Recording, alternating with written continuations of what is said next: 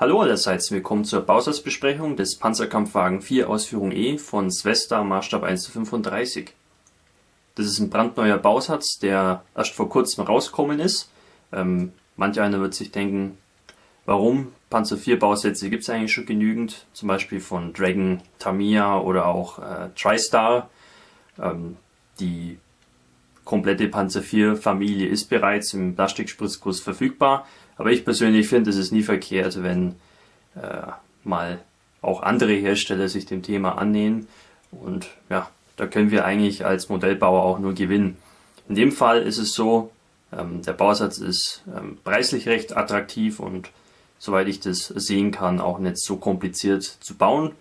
Also wenn man jetzt da das vergleicht mit diversen älteren Dragon-Bausätzen vom Panzer 4, die teilweise sehr aufwendig zum Bauen waren, finde ich, ist es durchaus berechtigt, dass es hier eben ein bisschen was Simpleres auch gibt. Die 546 Teile sind wie immer gut verpackt bei Svesta. Wir haben hier außen den Karton, der relativ dünn ist, und innen haben wir dann einen sehr stabilen Karton, wo dann die Teile verpackt sind. Meistens mehrere Gießäste in einer Tüte, das ist aber auch ausreichend. Die Wanne ist nicht eingetütet, das ist auch in Ordnung. Also der Karton als solcher sollte schon alles gut schützen auf dem Transport. Schauen wir uns zunächst mal die Bauanleitung näher an. Hier findet man eine Hintergrundgeschichte zum Fahrzeug ganz kurz auf Russisch und auf Englisch. Da haben wir hier noch ein paar Sicherheitshinweise. Es folgt dann eine Übersicht mit allen enthaltenen Teilen und Gießästen, was immer sehr nützlich ist. Hier haben wir noch eine Zeichenerklärung und dann geht der Zusammenbau auch schon los. Eher untypisch mit der Rückwand von der Wanne, also hier mit diversen Aufhängungen für die Leiträder und so weiter. Die Unterwanne wird dann hier weiter zusammengebaut, da wird hier auch noch so ein Bodenstück eingeklebt. Ja, Fahrwerksteile kommen hier schon ran, diverse Dämpferelemente und die Vorgelege. Die Panzerung für die Vorgelege ist auch noch dabei, besteht aus mehreren Teilen, was ich recht interessant finde. Und dann haben wir hier auch schon die Rollwagen, die erstaunlich einfach aufgebaut sind. Wenn man da jetzt den Vergleich zieht mit den Dragon Super Bausätzen, ich glaube, da war diese Komponente allein, 21 Teile oder so. Und hier sind es 2 Teile. Also das ist schon sehr anfängerfreundlich. Oder auch für den Modellbauer, der einfach mal den schnellen Erfolg sucht. Dann kommt hier die Zusatzpanzerung ran, die typisch ist für die E-Variante. Ist eigentlich ein ganz nettes Detail. Die Laufrollen auch nicht weiter kompliziert. 3 Teile jeweils. Die Kette liegt in Segmenten bei. Das ist jetzt nicht jedermanns Sache. Hier ist jetzt zum Beispiel der Durchhang schon berücksichtigt. Ja, trotzdem limitiert es natürlich die Möglichkeiten, die man zum Beispiel beim Dioramenbau braucht. Da sollte das Fahrwerk manchmal eben dem Untergrund angepasst sein. Die Kettenschutzbleche kommen als nächstes ran. Ist auch recht interessant, wie die hier aufgebaut sind. Die sind hier durch so Stege verbunden, wodurch dann, schätze ich mal, auch gewährleistet ist, dass die schön im rechten Winkel angebaut werden können. Dann kommt hier der Aufbau zusammen. Der besteht aus mehreren Platten außenrum. Das BUGMG ist zweiteilig. Ja, da kommt hier auch noch mal ein bisschen Zusatzpanzerung ran. Seeschlitze, ja gut, die kann man nur geschlossen bauen. Das ist zum Beispiel bei anderen Herstellern meistens ein bisschen komplizierter ausgeführt mit Mechanismen zum Öffnen. Hier ist es halt einfach nur die Klappe, die man einsetzt. Dann kommt auch schon der Aufbau auf die Unterwanne und diverse Anbauten kommen ran. Abgasanlage besteht aus 2 so Hälften. Ja, da muss man halt ein bisschen versäubern und vielleicht auch ein bisschen schleifen und spachteln. Das finde ich jetzt aber nicht weiter tragisch. Damit ist zu rechnen. Ja, diverse Werkzeuge werden hier angebaut. Hier hinten ist auch schön detailliert, wie es scheint. Die Nebelkatzenanlage. Also das macht eigentlich einen ganz guten Eindruck. Die Bauanleitung ist jetzt auch nicht weiter kompliziert. Das ist durchaus anfängertauglich. Es ist halt nur die Aufteilung von Hauptbauschritten hier und Nebenbauschritten hier drüben. Das ist ein bisschen gewöhnungsbedürftig vielleicht für den einen oder anderen, aber ich finde es jetzt nicht weiter schlimm. Ich kann damit gut arbeiten. Jetzt geht es an den Turm. Da finde ich interessant, dass hier diese Regenrinnen über den seitlichen Luken separat sind. Ich weiß jetzt auch nicht, warum man das nicht einfach schon einarbeiten kann, warum das als Einzelteil beiliegt. Naja, wie auch immer, das ist jetzt nicht weiter schlimm, aber da habe ich auch mal ein bisschen den Eindruck, dass das vielleicht nur dazu dient, dass die Teileanzahl vom Bausatz ein bisschen hochgeht, weil ich denke, ja, formenbautechnisch lässt sich das bestimmt schon als angegossenes Stück fertigen. Da habe ich sicherlich keinen Zweifel dran. Der Turm hat auch ein bisschen Inneneinrichtung, also Kanone ist dabei und auch hier der Korb mit dem Boden unten. Also das ist gar nicht schlecht bei dem Fahrzeug. Es hat doch ziemlich viele große Luken auf 3 Seiten. Also da kann man doch relativ viel sehen davon. Finde ich gut, dass dann eben die Turmeinrichtung zumindest rudimentär vorhanden ist. Die Kuppel für den Kommandanten gibt es hier Optionen. Kann man die Sehschlitze geschlossen oder geöffnet bauen. Das ist eigentlich ganz nett. Und da gibt es auch ein Glassichtteil dafür. Die kurze Kanone, da haben wir hier eine Option für 2 Mündungen. Das ist schon mal gut, dass das alles nicht aus 2 Hälften besteht. Weiß jetzt aber auch nicht, wo da der Unterschied sein soll. Ja, und dann kommt alles zusammen und damit ist das Modell auch schon gebaut. Ist wirklich sehr unkompliziert, wie es mir scheint. Das finde ich ganz gut. Die Bemannungs- und Markierungsanleitung ist auf einem separaten Blatt in Farbe gedruckt. Es werden 3 Fahrzeuge vorgeschlagen. Die Farbtabelle hier bezieht sich auf Svesta-Farben und Tamiya-Farben. Ich wüsste jetzt auch gar nicht, Svesta-Farben hatte ich noch nie in der Hand oder ich weiß auch gar nicht, wie die aussehen. Die beiden Fahrzeuge werden jetzt nicht näher spezifiziert. Auf der Rückseite sehen wir dann das 3. Fahrzeug. Hier wird dann angegeben, von der 13. Panzerdivision soll das Fahrzeug sein. Die Fahrzeuge waren so weitläufig im Einsatz. Da kann jeder, glaube ich, selber ein Fahrzeug rausrecherchieren, was er bauen will. Von Nordafrika bis Russland ist da eigentlich alles möglich. Schauen wir uns jetzt die Bauteile an. Hier habe ich mal die Unterwanne. Hier sieht man diese Aussparung, da kommt noch eine Platte rein. Warum das jetzt so gegossen wurde, weiß ich nicht, aber das ist auch in Ordnung. Ansonsten ist die Unterseite eigentlich voll detailliert. Jede Menge kleine Nietköpfe und Deckel und so weiter und so fort. Schön finde ich auch, dass hier diese Versenkungen schon vorgegeben sind, dass man weiß, wo die Teile definitiv auch hin sollen. Also nicht so wie bei manchen Dragon-Bausätzen, wo man sich selber rausmessen muss. Was ich immer ein bisschen lächerlich finde. Ja, ansonsten innen keine sonderlichen Details. Aber das Modell hat auch nur im Turm diverse Inneneinrichtungen, von dem her ist es in Ordnung. Ansonsten, das macht einen recht stabilen Eindruck. Scheint auch nicht verzogen zu sein. Also ein schönes Bauteil. Am ersten großen Gießast finden wir dann allerlei Teile von der Oberwanne und vom Turm. Hier haben wir auch die Leiträder, die recht schön aussehen. Hier ist dann auch eine der beiden Kanonenrohre, die wir einbauen können. Da finde ich die Befestigungspunkte am Gießast ein bisschen unglücklich gewählt. Muss man halt ein bisschen vorsichtig sein beim Auslösen, dass man da nichts ausreißt. Das ist hier die Platte, die in die Unterwanne unten reinkommt. Hier haben wir die Zusatzpanzerung an der Wanne.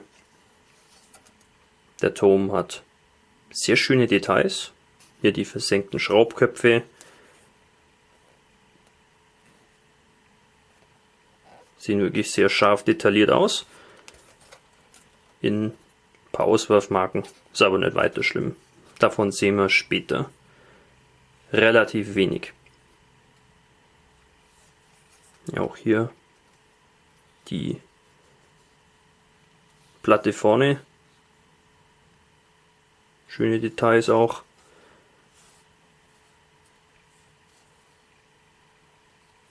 Ja, die Sehschlitze sind eigentlich auch ganz gut wiedergegeben an den Klappen hier, obwohl sie angegossen sind. Ja, der Aufbau sieht auch ganz nett aus. Hier haben wir dann eine Option. Hier können wir eine Klappe offen darstellen, wobei das natürlich immer so eine Sache ist, weil ich glaube, an der Klappe, da hängt noch innen relativ viel dran, was jetzt in dem Bausatz nicht weiter beinhaltet ist. Also da würde ich sagen, lieber geschlossen bauen, außer man hat natürlich einen riesigen Bausatz für das Innenleben vom Motor.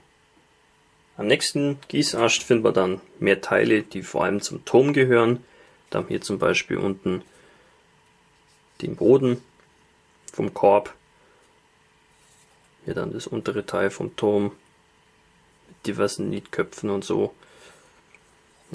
Besonders interessant finde ich hier die beiden Lagerungen für das Leitrad. Ich weiß nicht, ob ihr es sehen könnt, aber da sind kleine Nummern drauf sogar. Das habe ich jetzt an anderen Bausätzen so noch nicht gesehen. Bei Dragon ist zum Beispiel hier diese Spannvorrichtung immer separat, die ist jetzt hier angegossen, was nicht wirklich so elegant ausschaut. Aber hier diese Nummer, das finde ich ist eigentlich schon ziemlich scharf gemacht eigentlich. Ja, ansonsten hier diverse Kuppelteile, Staukasten und so. Der Feuerlöscher, der sieht ein bisschen groß aus. Könnte aber auch sein, dass ich mich da täusche. Aber der wirkt doch ein bisschen größer, wie ich das von anderen Modellen und Bausätzen kenne. Dafür sieht jetzt hier drüben zum Beispiel die Schaufel relativ mickrig aus. Aber ich denke, das hat auch ein bisschen was mit meinem persönlichen Eindruck davon zu tun. Aber das ist alles auf jeden Fall scharf gegossen, keine Makel zu sehen wie Sinkstellen oder so.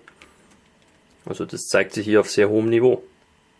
Hier finden wir allerlei Teile, die rund ums Fahrzeug Verwendung finden. Besonders schön finde ich hier die Vorgelege. Die sind wirklich sehr scharf detailliert wiedergegeben und stehen den von anderen Herstellern in nichts nach. Hier die Seeklappen, die am Turm hinkommen. Ja, die sind vielleicht ein bisschen schwammig, aber finde ich noch in Ordnung.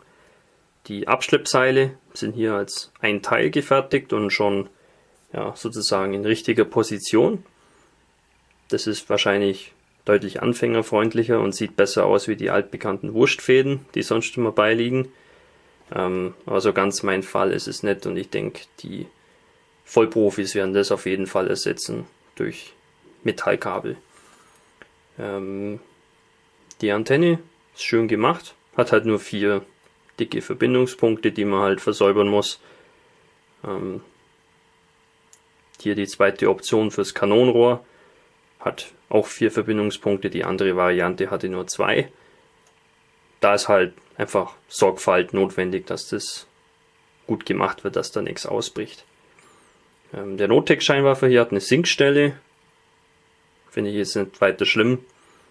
Normalerweise ist da vorne auch noch ein Emblem drauf, was hier fehlt. Das haben aber die wenigsten Hersteller drauf, also das ist wirklich eher selten zum Sehen. Hier diese Klappen, die sind normalerweise bei anderen Herstellern separat und werden dann zum Öffnen, hier ist es halt schon angegossen, finde ich jetzt nicht weiter schlimm. Irgendwo muss man ja ein paar kleine Abstriche machen und die Lukeninnenseiten, die sind voll detailliert und haben keine Auswerfmarken. Also da muss man sich keine Gedanken machen. Also auch hier ist die Ausführung wieder ganz gut, abgesehen von der einen Sinkstelle, die aber nicht weiter dramatisch ist. Die Kettenschutzbleche sind sind sozusagen der Gießrahmen selber hier. Ist recht interessant. Die Laufrollen hier benötigen wir nicht. Ansonsten sehen die Bleche sehr schön aus, haben eine schöne Textur, die vielleicht ein bisschen zu seicht ist, aber finde ich noch ausreichend. Innenseite haben wir ein paar flache Auswurfmarken, hier auch eine große, hier auch.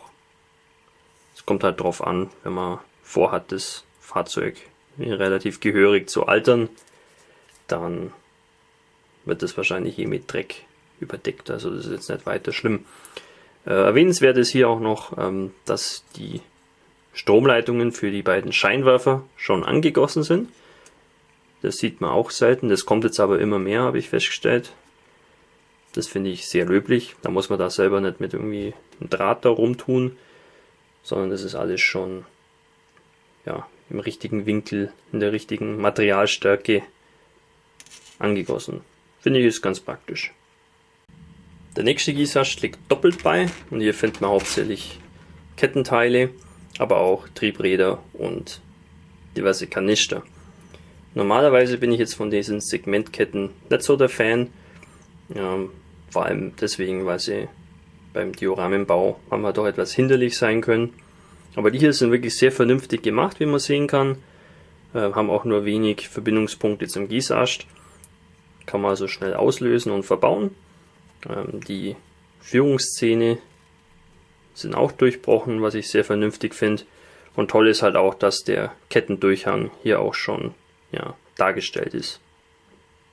Damit es aufgeht, muss man halt ein bisschen vorsichtig sein beim Zusammenbau und vor allem darf man die Triebräder noch nicht ankleben, sonst hat man leicht Probleme. Das ist häufig die Ursache dafür. Die Triebräder sind ein bisschen dünn, aber ansonsten sehen sie eigentlich ganz okay aus. Und die Kanister sind zwar viele, aber die kann man leider nicht hernehmen, weil die Öffnung in der Mitte sitzt, wie man sehen kann. Das ist doch ziemlich lächerlich. Die Kanister der Wehrmacht hatten praktisch den Verschluss immer auf eine Seite verschoben, die waren nie in der Mitte.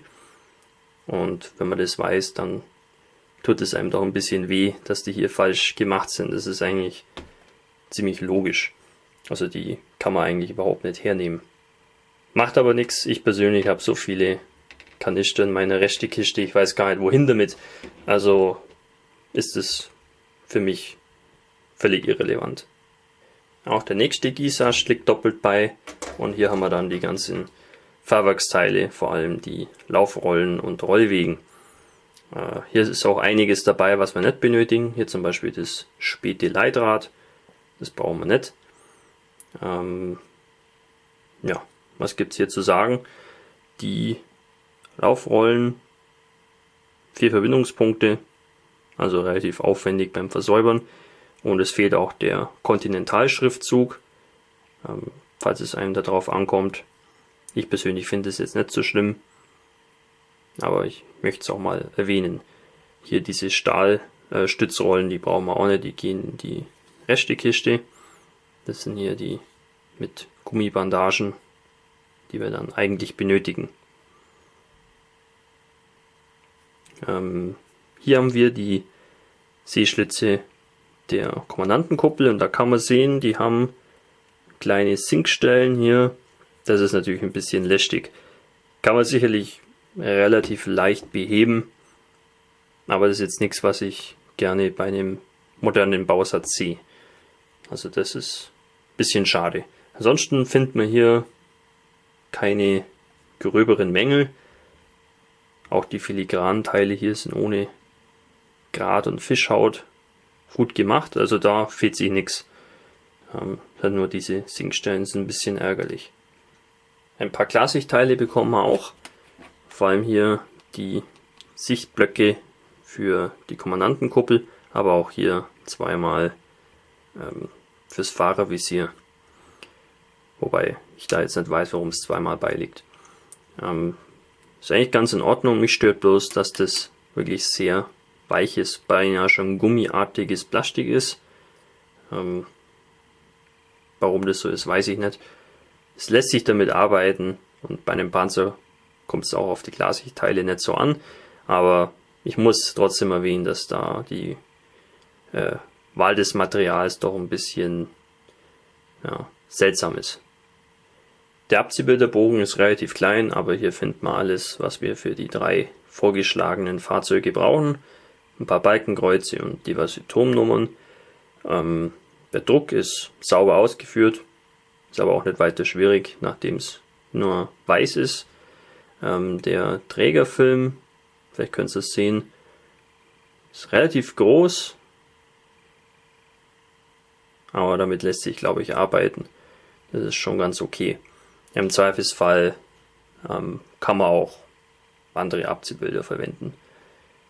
Das ist nicht weiter schlimm. Meine Erfahrung mit Svesta Abziehbildern ist jetzt auch eher positiv, also ich sehe da eigentlich keine Probleme. Lassen sich bestimmt gut verwenden. Trotz der über 500 Teile scheint das Modell nicht wirklich aufwendig im Bau zu sein. Vor allem die Segmentketten nehmen einem ziemlich viel Arbeit ab, nehme ich mal an. Aber auch der Rest ist nicht weiter aufwendig gestaltet. Also ich denke, das Modell ist auf jeden Fall für Anfänger auch was. Vor allem bei dem Preis von ungefähr 30 Euro. Das finde ich ist natürlich auch sehr angenehm, wenn man das jetzt mit den Preisen von anderen Herstellern vergleicht. Da kann ich auch über kleinere Defizite hinwegsehen, wie kleinere Sinkstellen an diversen Kleinteilen. Das zeugt vielleicht nicht von der höchsten Fertigungsqualität, aber in dem Fall ist es jetzt auch nicht wirklich ein Beinbruch. Wir haben auch schon Svesta-Bausätze gesehen, zum Beispiel vom Tiger 1, wo diese Sinkstellen vor allem an der Wanne außen waren, an diesen geraden Flächen. Da ist es natürlich wirklich nervig. Davon abgesehen finde ich hier wenig zu kritisieren, sondern eher viel zu loben. Die Vorbildwahl ist auch gut mit der E-Variante, die man nicht so oft sieht. Und allgemein der Bausatz finde ich überzeugt eigentlich schon. Kann man sich zulegen, hat auch seine Berechtigung, weil er einfach nicht so kompliziert ist wie manche Dragon-Bausätze zum Beispiel. Und ist auch eben was für einen kleinen Geldbeutel, was ich finde, wird immer wichtiger für das Hobby, dass eben auch, sagen wir mal, Schüler oder Studenten oder Leute, die allgemein nicht so viel Geld haben, halt auch an diesem Hobby teilhaben können. Soviel zu dem Bausatz. Ich hoffe, euch hat die Vorstellung gefallen und wir sehen uns wieder im nächsten Video. Euer Hamika Barkas.